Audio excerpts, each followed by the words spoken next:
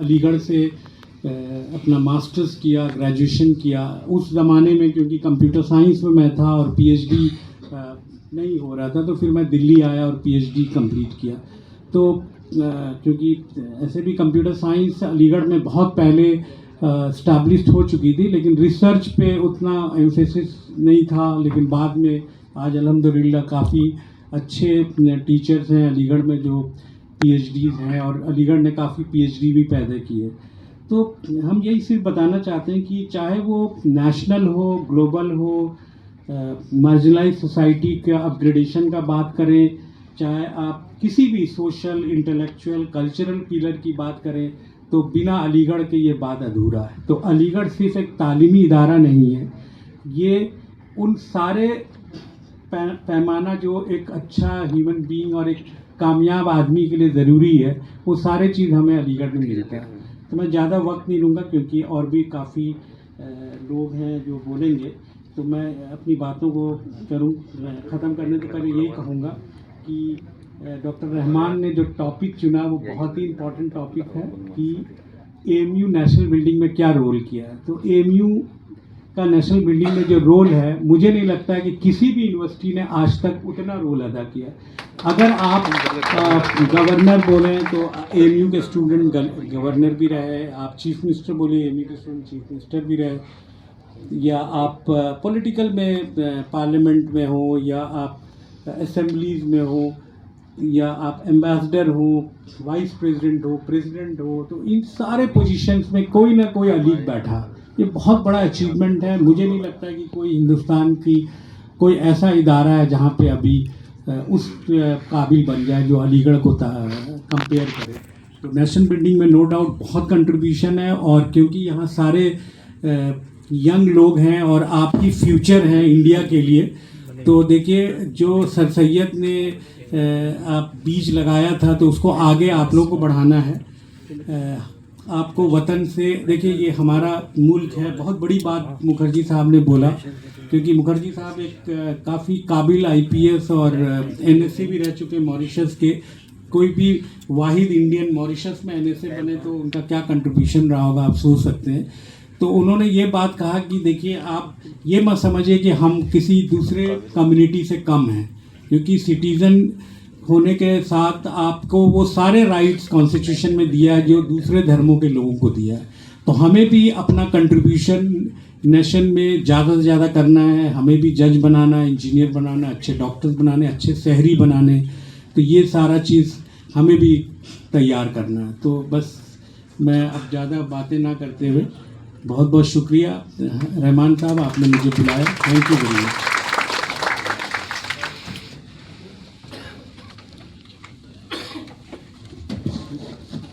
بہت بہت شکریہ محترم پروفیسر افشار عالم صاحب،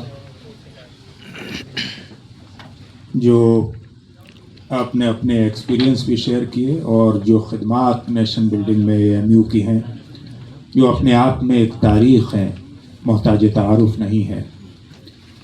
اور خاص طور سے بار بار کبھی کبھی جو ایلیگیشن اے ایم یو پر لگائے جاتے ہیں، میں نے ان نان مسلم حضرات کو ایسے دیکھا ہے کہ جو نان مسلم حضرات ایک بار اے ایم یو میں پڑھ لیتے ہیں، وہ اے ایم یو کی تعریف کرتے اور اس کے گنگان کرتے کبھی نہیں تھکتے. جی، اور میں اس وقت دوردرشن سے ایسوسیٹ تھا تو ایک پروگرام میں آئے تھے، اور اس کے بعد میں نے ان کی کئی تقریریں سنی. وہ ہر تقریر میں نہ صرف یہ کہ اے ایم یو کا ذکر کرتے تھے، بلکہ لوگوں نے ان کو اے ایم یو کی تعریف کرتے ہوئے اور اے ایم یو کا ذکر کرتے ہوئے روتے ہوئے دیکھا تھا. بالی ووڈ میں بہت ہی کامیاب ڈائریکٹر انوبھو سنہا جی اپنی کوئی گفتگو اے ایم یو کے ذکر کے بنا کمپلیٹ نہیں کرتے ہیں. ہمارے یہاں بہت ہی ڈائنامک آئی پی ایس آفیسر، جن کے دوسرے بردرس بھی آئی A S I P S ہیں، اجے چودھری صاحب، آپ دیکھیے کہ وہ ہمیشہ بتاتے ہیں کہ وہ 3 بھائی تھے، ان کے فادر بھی علیگ تھے، اور ان کے فادر نے ان تینوں بھائیوں کو علی گڑھ مسلم یونیورسٹی میں بھیجا تھا. تو ظاہر ہے، اور جو ایک تہذیب ہے، چاہے وہ لباس پہننے کی ہو، چاہے وہ گفتگو کرنے کی ہو، مجاز نے صحیح کہا تھا کہ جو ابر یہاں سے اٹھتا ہے وہ سارے جہاں پہ برستا ہے، جو ابر یہاں سے اٹھے گا وہ سارے جہاں پہ برسے گا. شعر و ادب کی دنیا ہو تو شعر و ادب کی دنیا کی جہاں انتہا ہوتی ہے وہ آخری سورج اور چمکتا ہوا سورج بھی اے ایم یو کا مرہون منت ہوتا ہے. اے ایم یو نے بالی ووڈ میں اپنی خدمات دیں. اے ایم یو سے نکلنے والے لوگ جانثار اختر سے لے کے جاوید اختر تک بڑے بڑے نغمہ نگار، بڑے بڑے رائٹر، بڑے بڑے ادیب، بڑے بڑے شاعر.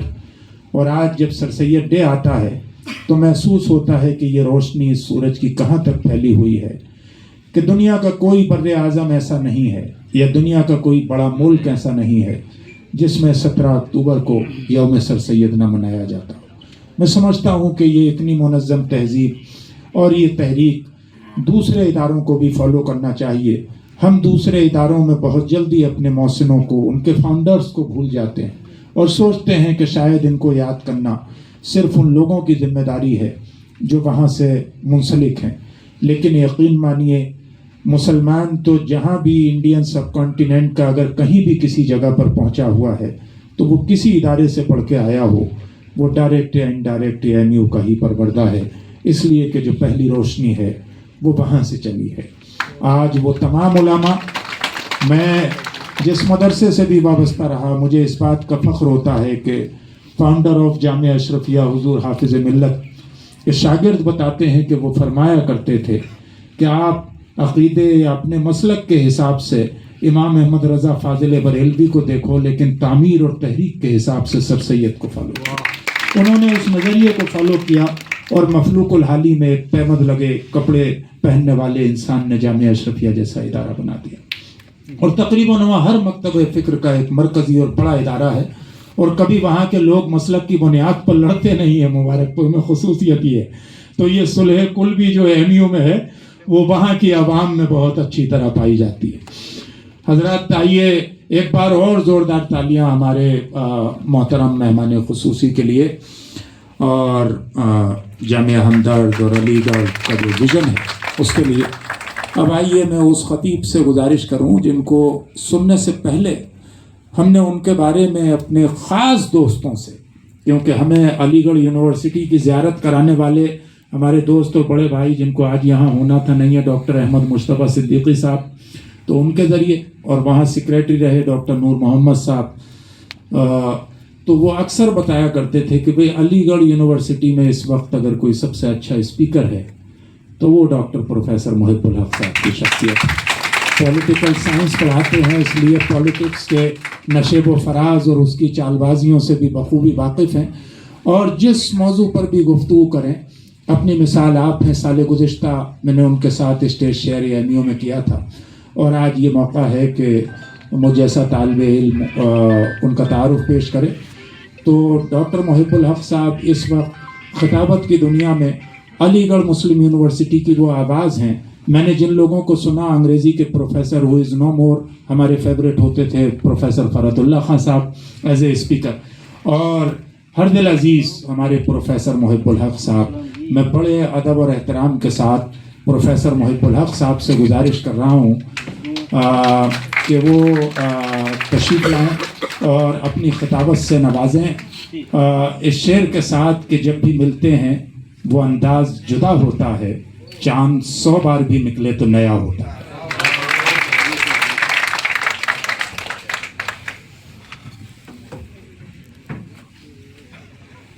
بسم اللہ الرحمن الرحیم. مہمان خصوصی اور میرے سینئر ابشار عالم صاحب، vice chancellor Jamia Hamdard, M S O کی تحریک کو مضبوط کرنے کا بہت حد تک سہرا جاتا ہے. شجاعت قادری صاحب کو میں سب سے پہلے ان کا شکریہ ادا کرتا ہوں کہ انہوں نے مجھے یہاں شریک کیا. حفیظ الرحمان صاحب جو نہ صرف یہ کہ بہترین ناظم بلکہ بہت اچھے مقرر بھی ہیں، بڑے اسکالر ہیں، اور آپ کے ذریعہ کلمات جب آپ یہاں پہ اپنی باتیں کر رہے تھے اور میرے بارے میں جو آپ نے باتیں کہیں یقیناً وہ غلو کی حد تک تو آپ مان سکتے ہیں، میں اس کے لیے ڈیزرو کہیں نہیں کرتا، لیکن آپ کا بہت شکریہ. ایم ایس او کے تمام محرک اور متحرک اور فعال ممبران، دوسرے لوگ جو لوگ مختلف جگہوں سے آئے ہوئے ہیں، علی گڑھ مسلم یونیورسٹی کے طلباء و طالبات، مجھے بہت خوشی ہوئی کہ میرے برادر معظم پروفیسر لیاقت حسین معینی صاحب کا ذکر بھی آیا اور ان کے صاحبزادی یہاں موجود ہیں. مجھے یہ شرف حاصل ہے کہ میں بہت ہی ایسی محفل میں جو لوگ جانتے ہیں لیاقت حسین معینی صاحب کو، ان کی بدلہ سمجھی اور ان کا جو سینس آف ہیومر ہے وہ بہت کلوز سرکل میں شاید لوگوں کو اندازہ ہو. باقی جگہوں پہ تو وہ چونکہ پیر طریقت بھی ہیں تو وہ بہت سارے تقاضے ہوتے ہیں جس کو وہ پورا کرنا ہوتا ہے. ابھی آپ کے سامنے کچھ باتیں علی گڑھ پہ کی گئیں. میں اکثر یہ کہتا ہوں جہاں بھی علی گڑھ سے باہر جاؤں کہ علی گڑھ میں اگر کوئی بگڑتا بھی ہے تو وہ اسرار الحق مجاز بن جاتا ہے. علی گڑھ میں اگر کوئی بگڑتا بھی ہے تو جوش ملی آبادی بن جاتا ہے. آپ یادوں کے برات پڑھ لیجئے گا، جوش ملی آبادی نے علی گڑھ کا جو ذکر کیا ہے، جو تذکرہ ہے وہ بھی پڑھیے گا. لیکن بگڑنا ہے تو اجاز کی طرح یا پھر جوش کی طرح بگڑے. افسوس یہ ہے کہ احتساب بھی کرنا چاہیے کہ کیا ہمارے طلبہ علی گڑھ کے بھی موجود ہیں کہ کیا آج بھی علی گڑھ میں بگڑنے کا وہی انداز ہے کہ کوئی جوش اور کوئی مجاز پیدا ہو جاتا ہے یا کوئی اور انداز ہے. یہ احتساب کے لیے ضروری ہے. علامہ اقبال کے 4 مصرے پڑھتا ہوں خراج عقیدت پیش کرنے کے لیے سر سید علیہ الرحمہ کو کہ نشان راہ دکھاتے تھے جو ستاروں کو، نشان راہ دکھاتے تھے جو ستاروں کو، ترس گئے ہیں کسی مرد راہداں کے لیے. نگہ بلند سخن دل نواز جاپر سوز، یہی ہے رخت سفر میر کارواں کے لیے. علامہ اقبال سر سید کو خراج عقیدت اگر پیش کرتے ہیں تو سید کے لوح تربت بھی آپ پڑھیں، اور پھر اگر سیاق و سباق سے واقف ہوں تو 1980 کو خاطر میں نہیں لاتے. اس زمانے میں سوچیے انگریز افسران سے نمائش کے میدان میں لڑ گئے، ان کو رسٹیکیشن ہو گیا بڑی تعداد میں طلبہ کی، اور انہوں نے ایک تحریک برپا کی کہ ان کو ہٹایا جائے. انگریزوں کی حکومت، انگریز پرنسپل کو ہٹانے کی ڈیمانڈ. اس وقت وہ ایجیٹیشن اتنا بڑا ہو گیا کہ اسے سیکنڈ میوٹینی کا نام دیا گیا، اور الٹیمیٹلی علامہ اقبال علی گڑھ سے بہت دور کہیں بیٹھے ہوئے تھے. انہوں نے وہ نظم لکھی اور طلبہ کو یہ بتایا کہ وقت کیسا ہے اور سیاسی حالات کیا ہیں اور آپ کو کیا کرنا چاہیے. آج میں جب آپ کے سامنے کھڑا ہوں تو میرے ساتھ تمام علی گیرینس یا باقی جو لوگ علی گڑھ تحریک سے وابستہ اپنے آپ کو محسوس کرتے ہیں، وہ یہ دیکھ رہے ہیں کہ آنے والے چند دنوں میں علی گڑھ کی بقا اور علی گڑھ کے تاریخی کردار کا فیصلہ علی گڑھ کی تاریخ کی روشنی میں نہیں بلکہ عدالت میں جو ایویڈنسز پیش کیے گئے ہیں اس کی بنیاد پر آنے والا ہے. اور ہم سب لوگ منتظر ہیں، پریشان ہیں اور دعا کرتے ہیں کہ اللہ علی گڑھ کے تاریخی کردار کو محفوظ رکھے. نیشنل لیول پہ جو باتیں ہوتی ہیں، مختلف یونیورسٹیز ہیں یا نیشن بلڈنگ کی جب بات ہوتی ہے، میں 2 چیزیں کہوں گا. دیکھیے 2 چیزیں ہوتی ہیں، ایک اسٹیٹ بلڈنگ، ایک نیشن بلڈنگ. جو اسٹیٹ بلڈنگ ہوتی ہے اس کا مطلب یہ ہوتا ہے کہ جو انفراسٹرکچر مثال کے طور پہ اسٹیٹ کا ہے، برج بنایا گیا، ڈیم بنایا گیا، سڑکیں بنائی گئیں، بہت سارے جو انجینئرز، ڈاکٹرز، ان سب لوگوں نے جو بھی کنٹریبیوشن دیا اسے کہتے ہیں آپ نیشن بلڈنگ، اسٹیٹ بلڈنگ کا کام کیا ہے. تو میں یہ سمجھتا ہوں کہ اتنی بڑی تعداد میں علی گڑھ سے جو انجینئرس نکلے، اتنی بڑی تعداد میں جو پروفیشنلز نکلے، ان لوگوں نے اسٹیٹ بلڈنگ کا کام کیا. جہاں تک نیشن بلڈنگ کا سوال ہے تو اس کے بہت سارے ڈائمینشن ہیں. اگر پولیٹیکل ڈائمینشن آپ دیکھیں تو ہندوستان میں مہاتما یعنی گاندھی کو مہاتما گاندھی بنانے والی جو تحریک تھی وہ خلافت تحریک تھی. جنگ میں جو علی گڑھ کا کردار ہے وہ اپنی جگہ. آزادی کے بعد اگر آپ دیکھیں پوسٹ انڈیپینڈنس انڈیا میں یہ یقین کے ساتھ کہہ سکتا ہوں کہ ہندوستان میں جو آپ کے سامنے پولیٹیکل لیڈرشپ ہے، جمہوری طور پہ الیکٹ کی گئی لیڈرشپ، اس میں ایک بہت بڑا اگر آپ دیکھیں تقریباً 70-80% لوگ علی گڑھ مسلم یونیورسٹی سے آتے ہیں. چاہے وہ شیخ عبداللہ ہوں، چاہے آپ آج کی ڈیٹ میں جو لوگ مختلف جگہوں پہ ہیں، میں بہت سارے نام نہیں لینا چاہتا، اس میں بہت سارے نام ایسے ہیں جس سے آپ کو بہت خوشی نہیں ہوگی، لیکن یقیناً علی گڑھ سے نکلی ہوئی یہ سب قیادتیں ہیں. اور یہ سب آج کی جو لیڈرشپ ہے یہ اقلیتی کردار کی جو علی گڑھ کی تحریک تھی اس کے نتیجے میں نکلی تھی. اعظم خان سے لے کر کے مختلف خان جو آپ کے سیاسی میدان میں ہیں. اب اگر آپ دیکھیں اس پولیٹیکل ڈائمینشن کے علاوہ ادب کی دنیا میں یہ کہا جاتا ہے کہ علی گڑھ تحریک کا بھی بالی ووڈ کا ذکر ہو رہا تھا کہ اس میں بڑی تعداد میں علی گڑھ کے لوگ رہے، لیکن میں اس سے الگ ہٹ کے ایک بات آپ سوچیں کہ سر سید علیہ رحمہ سے پہلے یا سر سید احمد خان سے پہلے علی گڑھ کی یا یہ پورے ہندوستان میں جو اردو ادب ہے اس کی کیا حالت تھی؟ اردو ادب میں کون سے مضامین لکھے جاتے تھے، کون سی زبان لکھی جاتی تھی، کون سا اسلوب اختیار کیا جاتا تھا، صحافت کا کون سا انداز تھا، مقفع اور مسجع عبارتیں لکھی جاتی تھی، ثقیل زبان لکھی جاتی تھی، ایسی ثقیل زبان کہ جسے سمجھنا مشکل ہے. اور اگر آپ دیکھیں اردو شاعری یا اردو نثر وہ طوائفوں کے کوٹھے پہ رکھی ہوئی تھی، وہ محبوب کی گلیوں کی خاک چھان رہی تھی، اس میں زلف و عارض کا ذکر تھا، اس میں مثنوی ایسی لکھی جا رہی تھی کہ کمزور بادشاہ کو بھی ایسا بتایا جاتا تھا، قصائد لکھے جاتے تھے، مثنوی ایسی لکھی جاتی تھی اور ایسے قصیدے لکھے جاتے تھے کہ بہادر شاہ ظفر کی تعریف میں جو خود سے ٹھیک سے کھڑے نہیں ہو پاتے تھے کہ جب ان کی تلوار نیام سے نکلتی ہے تو مشرق و مغرب میں آسمان اور زمین ہل جاتے ہیں. قصائد ایسے لکھے جاتے تھے، ریئلٹی سے بہت دور تھے. اس وقت سر سید احمد خان کو یہ کریڈٹ جاتی ہے کہ انہوں نے اردو کو محبوب کی گلیوں سے اور نوابوں کے محلوں سے نکال کر عوام تک پہنچایا اور وہ اسلوب اور وہ زبان اختیار کی جو عوام کو سمجھ میں آئے.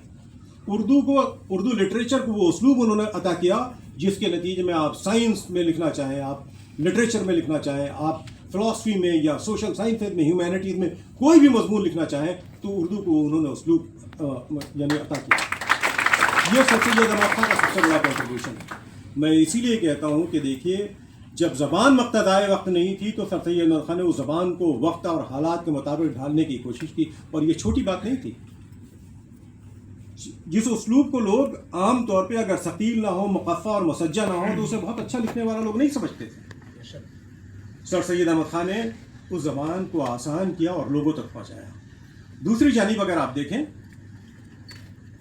مسلمانوں نے جو اسٹرگل شروع کیا تھا وہ 1757 سے شروع کیا تھا، اور سارا اسٹرگل آپ دیکھیں 1757 سے لے کر کے 1857 تک آپ 100 سال کا وقفہ مسلح جد و جہد کر رہے تھے، اور ہر مارکے میں تقریباً ایک آدھ اگر چھوڑ دیجیے ٹیپو سلطان حیدر علی کی تو ہر مارکے میں شکست ہو رہی تھی. اس شکست کے باوجود وہ وجوہات جاننے کی کوشش نہیں کر رہے تھے کہ تمام جذبے ہونے کے باوجود، بڑی تعداد ہونے کے باوجود آخر انگریزی حکومت کے مقابلے میں یا ایسٹ انڈیا کمپنی کے مقابلے میں ہم کیسے ہار جاتے ہیں. سر سید احمد خان پریگمیٹک اور ریئلسٹک تھنکنگ کے آدمی تھے. انہوں نے دیکھ لیا اور 100 سال کی جدوجہد ان کے سامنے تھی، اور 1857 کی شورش کے بعد تو انہوں نے اندازہ لگا لیا کہ اگر ہندوستانی یا ہندوستان کے مسلمان بطور خاص اپنی جذباتی طبیعت کی وجہ سے اگر سامنے آ کر انگریزوں سے کنفرنٹ کرتے ہیں تو ان کا وجود ہندوستان سے مٹا دیا جائے گا. اور اسپین کی تاریخ آپ کے سامنے ہے. ایسا نہیں کہ قومیں کسی ملک میں بستی ہیں اور پھر ختم نہیں ہوتی ہیں، وہ تاریخ بھی ان کے سامنے تھی. نتیجے کے طور پہ اگر آپ دیکھیں تو سر سید احمد خان نے ایک بیماری انہوں نے جاننے کی کوشش کی. سمٹمز تو انہوں نے دیکھے، یہ ڈیفیٹ جو تھی سمٹم تھی، لیکن بیماری کہاں تھی؟ تو انہوں نے دیکھا کہ نہ صرف یہ ان کا ادب بلکہ ان مسلمانوں میں رائج جو تعلیم ہے وہ بھی مقتضائے وقت نہ تھی. سر سید احمد خان خود کہتے ہیں. تو وہ مغربی تعلیم کی طرف مسلمانوں کو بلانے کی کوشش کرتے ہیں، اور یہ غیور قوموں کی عجیب ٹینڈنسی ایک ہوتی ہے، ایک عجیب سائیکالوجی ہوتی ہے کہ جب دشمن اسے زیر کر لے تو ذہنی طور پہ بہت جلدی وہ غلامی قبول نہیں کرتی. یہی حال ہندوستان کے مسلمانوں کا بھی تھا. یقیناً تمام میدان میں وہ مارکوں میں انگریزوں سے ہار گئے تھے، لیکن کلچر کے اعتبار سے اپنے آپ کو آج بھی وہ سپیریئر سمجھتے تھے، اور انگریزی کلچر کو وہ ہمیشہ آپ سمجھیے انفیریئر سمجھ کر کے اسے ایکسیپٹ کرنے کے لیے تیار نہیں تھے. دوسری وجہ یہ بھی تھی کہ چونکہ مغلیہ سلطنت کا خاتمہ انگریزوں نے کیا تھا، اس لیے ہر وہ چیز جو برطانوی تھی اس سے مسلمانوں کو نفرت تھی. اکبر الہ آبادی اس زمانے کے مشہور شاعر، وہ کیا کہتے ہیں، یعنی جو انگریزوں نے نعمتیں انٹروڈیوس کی، جو لوگ ہیومینٹیز کے اسٹوڈنٹ ہیں وہ جانتے ہیں کہ کلونیلزم اور امپیریلزم ماڈرنائزیشن کا ایجنٹ بھی ہوتا ہے، اور اس کا ماڈرنائزیشن آف کنٹریز میں بہت امپورٹنٹ رول بھی ہے، جو اسٹیبلشڈ فیکٹ ہے. تو انگریزوں نے جو چیزیں انٹروڈیوس کی، مثال کے طور پہ ٹائپ رائٹر، مثال کے طور پہ واٹر سپلائی سسٹم جس میں آپ کو اچھا پانی مل پائے، تو اس کے جواب میں کیا کہتے ہیں اکبر الہ آبادی، हर्फ पढ़ना पड़ा है टाइप का, पानी पीना पड़ा है पाइप का। ये अंदाज है, यानी कुएं का, तालाब का पानी खुला हुआ वो पीना अच्छा है, पानी पीना पड़ा है पाइप का और हर्फ पढ़ना पड़ा है टाइप का। मुसलमानों में जो इंटेलेक्चुअल डिके की एक वजह ये भी बताई जाती है कि जो टाइपराइटर के ख़िलाफ़ बहुत दिनों तक मुसलमानों में जो एटीट्यूड रहा, ये कि उससे लिखी कोई तहरीर बतौर ख़ास मजहबी तहरीर पढ़ना नाजायज़ और गलत है, उसकी वजह से भी इंटेलेक्चुअल डिके का शिकार हुए। वरना ये कौम तो 12वीं 13वीं सदी तक नशात सानी अला रही थी पूरी दुनिया में। अब